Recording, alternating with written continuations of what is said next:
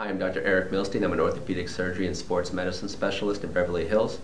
I treat shoulder and knee injuries as well as other sports medicine injuries. One of the more common injuries that I treat is a dislocation or instability of the shoulder joint. The shoulder is a ball and socket joint that provides a lot of flexibility, and that allows for participation in a lot of overhead sports, bringing the arm behind our body, in front of our body, and able to support our body with great strength. When we're involved in an accident or a sporting event that produces a dislocation of the shoulder, the ball can actually pop out of the socket so that you lose complete contact between the ball and socket, requiring a visit to the emergency room to actually pull the ball and socket back together or reduce the shoulder. Very often this is done successfully, but by definition there are structures in the shoulder that are injured once the ball pops out of the socket. In any joint in our body, ligaments are little ropes, as I call them, that connect the bones and allow for a certain amount of motion but not too much motion.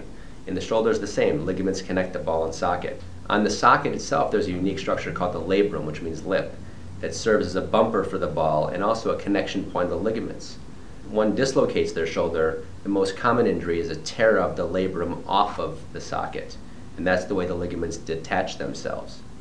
Unfortunately, even though the ball is put back into the socket, very often that labrum doesn't heal. And for that reason, some people who have shoulder dislocations end up dislocating again and again and again, sometimes with lesser forces each time. While many of these tears don't heal, rehabilitation of the shoulder muscles often allows us to return back to sports and maintain stability. But when that's not the case, and an MRI or other test demonstrates a tear of the labrum often has to be surgically repaired to the socket in order to restore stability and proper function of the shoulder. So if you have any questions related to dislocation of your shoulder or recurrent instability over time, I'd be happy to discuss those with you here in the office.